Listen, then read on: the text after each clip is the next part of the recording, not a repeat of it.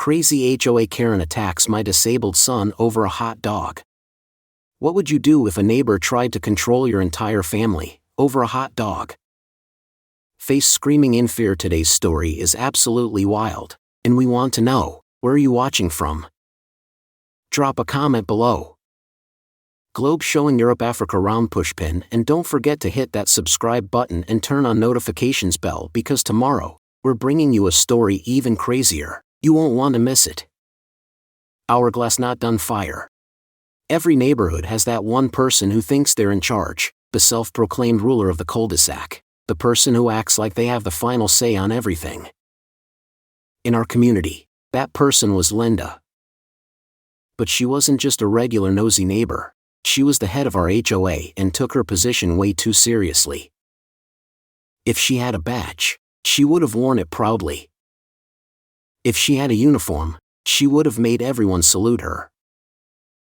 Linda didn't just enforce the rules, she made them up as she went along. She had this way of looking at you, like everything you did in life was wrong, and it was her personal duty to fix it. It wasn't enough for her to keep her own yard spotless, she needed everyone else to live up to her impossible standards too. And if you didn't? Oh, she had ways of making your life miserable. If you left your trash bins out an hour too long, Linda was there, clipboard in hand, ready to issue a fine. If your grass wasn't trimmed to exactly the height she deemed acceptable, you'd find a nasty warning letter taped to your door. But her obsession didn't stop at landscaping violations, it extended to every aspect of life in our neighborhood. The worst part? Linda wasn't just bossy. She truly believed she was the most intelligent, enlightened person in the community. She thought it was her mission in life to educate the ignorant masses on how they should be living. And unfortunately, she had an opinion on everything. But if there was one thing that Linda was truly passionate about, it was food. Linda wasn't just a pescatarian, she was a militant pescatarian. She believed that eating meat was barbaric and that people who consumed anything other than fish were destroying their health and the planet. She didn't just believe in her diet, she forced it on everyone else. If you were grilling burgers in your backyard, Linda would find a way to bring it up. If you had chicken on your plate at a neighborhood barbecue, she'd loudly announce how meat was filled with chemicals and suffering. She never missed an opportunity to shame people for their food choices. The irony? Linda was a massive hypocrite. She constantly lectured people about clean eating and how processed foods were terrible, yet she had a serious junk food addiction. I once saw her eat an entire family-sized bag of potato chips while preaching to my wife about the dangers of unhealthy snacks. But her hypocrisy wasn't even the worst part. The real problem was that Linda had power. She wasn't just a random busybody, she controlled our HOA. And when she decided to use that power against my family just because my son was eating a hot dog, that was the day I decided I was done playing nice. If dealing with Linda's constant judgment wasn't bad enough, she crossed the line in a way I never expected. I knew she was obnoxious. I knew she had no respect for other people's choices. But I never thought she'd target my son. It all happened at a neighborhood gathering, one that was supposed to be a fun, relaxing reunion with friends. My old buddy, Jack, had come back to town after years of living abroad, and we planned a big get-together with our families. The atmosphere was perfect, laughter, good food, and old friends catching up. Everything was going great, until Linda decided to interfere. At some point during the party, my son, Ethan, wheeled over to me, looking upset. Now, Ethan is 12 years old, autistic, and uses a wheelchair. He's one of the sweetest, most easygoing kids you'll ever meet. He loves being around people he's comfortable with, and for him to suddenly want to leave a social event? I knew something was wrong. "Dad, I want to go home," he said, his voice barely above a whisper. I immediately crouched down beside him. "What's wrong?" Buddy? He hesitated, glancing around like he didn't want anyone to overhear. Then, he mumbled, "Linda won't stop talking to me." A cold knot tightened in my stomach. What did she say? Ethan fidgeted with the edge of his hoodie, a clear sign he was overwhelmed. She kept saying my hot dog was disgusting, he muttered. She wouldn't stop talking about what's in it. She said it's full of chemicals and garbage. She told me I should be eating fish like her. I felt pure rage bubble up inside me. This woman had spent 15 minutes harassing my son over his food. And what Linda didn't understand, or maybe just didn't care about, was that Ethan wasn't just eating a hot dog. He was eating one of the few foods that felt safe to him. For Ethan, food isn't just about hunger. It's about texture, familiarity, and predictability. Certain foods overwhelm him, the way they feel, the way they smell, even the way they sound when chewed. But hot dogs? Hot dogs are one of his safe foods. They taste the same every time. The texture doesn't change. There are no surprises. They don't trigger sensory overload. Ethan isn't a pescatarian. He knows that some of the foods he eats used to be animals, and he's never expressed interest in changing his diet. But here's the thing, when a kid is eating a hot dog, they don't want to hear a lecture about it. They just want to enjoy their food in peace. And that's why what Linda did next wasn't just annoying, it was cruel. Because when I turned around, just in time to hear Ethan scream, I saw his hot dog on the ground, smashed into the dirt. And standing over him, arms crossed, with that smug look on her face, was Linda. She had knocked it out of his hand. I stormed over, fists clenched, heart pounding with fury. What the hell just happened? I demanded. Linda didn't even flinch. She just lifted her chin and said, "I told him he shouldn't be eating that trash." I had never been angrier in my entire life. And that was the moment I decided, Linda had just made the biggest mistake of her life. I should have known Linda wouldn't stop at ruining a party and humiliating my son. She wasn't the type to let things go. When she felt challenged, she doubled down. And that's exactly what she did. A few days after the Child Protective Services, CPS, nightmare finally ended, I was still furious. Linda had put my family through hell, making false accusations just to punish me. My wife was exhausted, constantly on edge, fearing another knock at the door. My son, Ethan, flinched every time the doorbell rang, his once cheerful attitude dimmed by the anxiety Linda had forced into our lives. And for what? A damn hot dog? But Linda wasn't done. One night, as I scrolled through our neighborhood Facebook group, I saw her post. A long, self-righteous rant about irresponsible parenting and how some people shouldn't have children if they don't care about their health. And then I saw it, the last line that made my blood run cold. Thank goodness there are systems in place to step in before real harm is done. It hit me like a freight train. Linda had called CPS. She did it out of pure spite. Not concern. Not because she thought my son was unsafe. But because I told her to stay away from him. I could feel my heart pounding as I reread the post. She was practically bragging about it. That's when I knew, I wasn't just going to sit back and let her get away with this. I was going to take her down. The first thing I did was call a lawyer. Not because I was scared, but because I wanted to be prepared. He listened carefully as I laid everything out, the CPS visits, the accusations, the trauma Linda had caused my family. Finally, he said, "From what you've told me, you should be in the clear." CPS found nothing. "But if anything else happens, call me immediately." That was good to hear. But it wasn't enough. I needed proof that Linda was behind this. So, I did what any rational person would do. I worked the neighborhood gossip chain.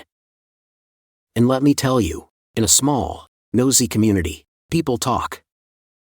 It didn't take long before I started hearing whispers. Apparently, Linda had been bragging at an HOA meeting about how some people shouldn't be raising kids if they can't even feed them properly. Another neighbor told me they had overheard her talking at the park, loudly saying how sometimes intervention was necessary when parents made reckless choices. But the biggest smoking gun? One of Linda's own gossip buddies let it slip that Linda had admitted to filing the report. And that was all I needed. Now, I just had to catch her in the act. So, I did something bold. I went straight to her house. I hit record on my phone and knocked. A few seconds later, the door swung open. There she was, arms crossed, smirking like she had already won. "Oh," she said, tilting her head. "What a surprise. What can I do for you?" I kept my voice calm, controlled. "We need to talk." She sighed dramatically. "If this is about CPS, I already said it was necessary." I didn't even blink. "So, you admit it?" And then, like the arrogant fool she was, Linda smirked. "Of course, I did," she said. "Somebody had to." I felt my grip tighten around my phone. But she wasn't done. "What you do to that poor child, forcing him to eat that disgusting garbage," she shook her head in fake pity. "It's torture." Torture. She actually said torture. She didn't care that Ethan had autism. She didn't care that hot dogs were one of his few safe foods. She didn't care about the hell she had put my family through. She only cared about being right. And then, she sealed her own fate. She squared her shoulders, lifted her chin, and said, "I'd do it again in a heartbeat." My stomach twisted, but I didn't let it show. Instead, I gave her a short nod and said, "Got it." Then, I turned and walked away. Because I had everything I needed. She had just confessed to filing a false CPS report. And she had no idea that I had recorded every single word. Linda thought she was untouchable. But she had just made the biggest mistake of her life. And I was about to make sure she paid for it. Walking away from Linda's house, I could feel my heart pounding. Not from fear, from adrenaline.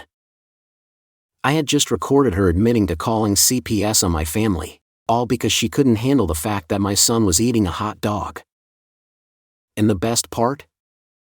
She had no clue. I didn't waste a second. I forwarded the recording to my lawyer, and within minutes, he called me back. "Holy hell," he muttered. "She actually admitted to it." "Not just admitted it," I said, gripping the steering wheel. "She was proud of it." I could almost hear him shaking his head through the phone. "She's dumber than I thought. I'll be sending this to a contact in the public prosecutor's office. Filing a false CPS report is a serious offense. If we're lucky, we can push for charges." That was exactly what I wanted to hear. Linda thought she could weaponize CPS against me, tear apart my family and walk away without consequences. But what she didn't realize was that the law doesn't take kindly to false accusations, especially when they involve child protective services. She had committed a crime, and now she was going to pay for it. I knew the legal process would take time, but in the meantime, I wasn't just going to sit around and wait. Linda had more lessons to learn.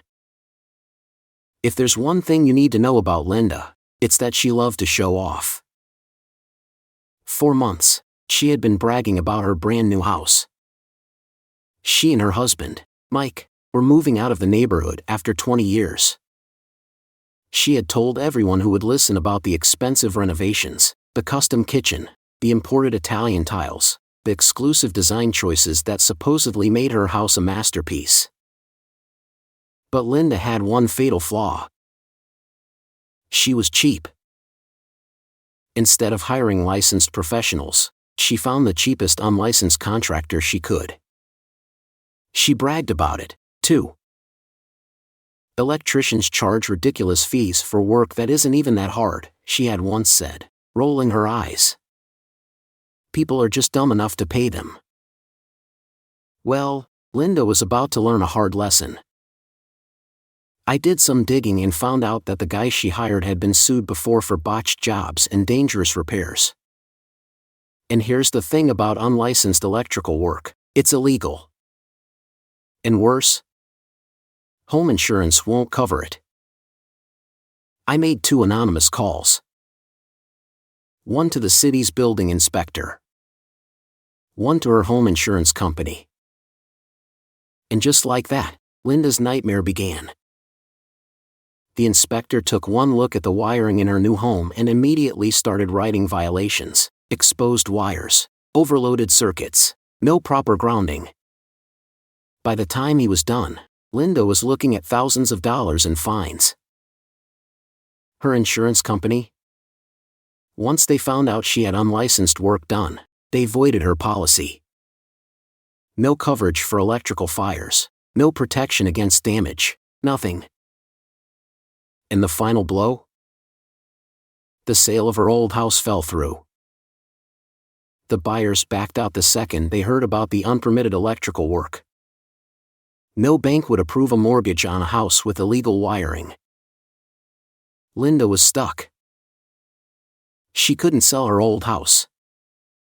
She couldn't afford to fix the violations in her new house. And the icing on the cake? The HOA, the very organization she had ruled over for years, turned against her. When word got out that she had violated housing codes, a vote was held. And just like that, Linda was removed from the HOA board. The only way for her to fix the mess? Hire a real licensed electrician at full price. All that money she had saved by cutting corners? Gone. Because now, she had to pay twice as much to fix her mistakes. Linda had spent years bullying people, forcing them to follow ridiculous HOA rules, lecturing them about their life choices. But in the end, she was the one who got kicked out. She had spent so much time looking down on everyone, convinced she was smarter than the rest of us. But in the end, she wasn't outsmarted. She wasn't tricked. She simply got exactly what she deserved. The aftermath. Since the day everything came crashing down on her, I haven't seen or spoken to Linda. She's been eerily quiet. And for someone who used to be the loudest person in the room, that says a lot. But I didn't need to hear it from her. The neighborhood grapevine was more than happy to fill in the details. Turns out, after the city finished their inspections, Linda had to tear apart everything. Every single modification she made in both houses had to be redone legally. Because of the failed sale, she was now paying 2 mortgages. One for a house she couldn't sell. One for a house she couldn't move into. She had gone from smug, self-righteous HOA queen to a financially drowning homeowner with no escape. And honestly, I don't know if she got slapped with an official fine.